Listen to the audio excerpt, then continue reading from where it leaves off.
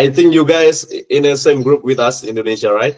Yes, yes. And That we first game play, against that was yeah, my second start for the senior men's national team when we play in Shurikarta, or how do yes, you Shurikarta, Surakarta, yeah. Shurikarta. And Mm. man, that environment that I played in, that was the first time in my career where I played in front of such passionate fans, fans who I could feel their love for the national Mm. team and for the country from the outside the stands. I remember even Mm. before warm up, majority of the stadium was full, and in my career, I had never seen that before. It was unbelievable. I remember it was so loud because Shurikarta, the stadium is built like a dome. It Yeah. holds a good amount of the sound in. So at some point during the game, I felt like the stadium was shaking, and it was so cool. It was such a cool feeling.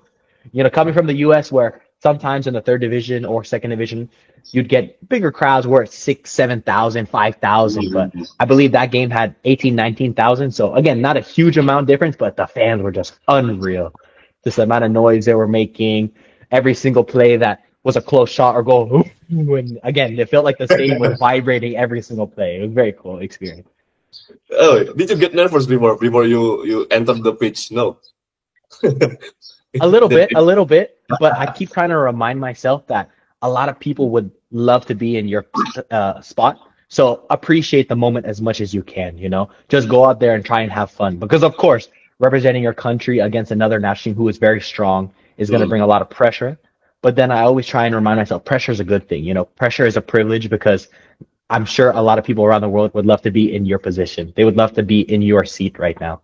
So just go out there and try and do your best and appreciate the moment you're in. Yeah. I remember about that match. Our national teams use so many young players. Hmm. And you guys can beat us. I think 1-0, right? Yes, yes. Penalty. In all of the supporters and everything, you can beat us. Tell me about the match, please. It was a tough game. It was a tough game. We know that even though you guys bring out a younger squad, Indonesia always has some good quality. But we did come up with a good plan. So as long as we stuck by the plan, our coach said that we'd be able to hopefully get a good result. And again, that was the first match of the tournament where we had played in front of big fans.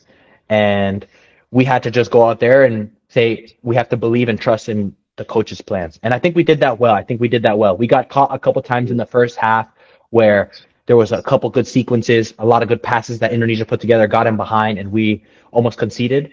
But it was a big point of the game where you guys got the red card in the first half. That Yeah, yeah. completely changed the game. It was a set piece, I believe, a corner. One of your players had hit one of our defenders, and it was a red card, straight red. So, of Mm. course, that changes the whole game. The plans that Indonesia had and we have, it completely changes. So Mm. maybe if no red card, the game would have been differently. And, but again, we got the penalty in the second half from a handball, I believe it was. We tucked it away. And we did have a good defensive display, even though, again, you guys were coming on top of us.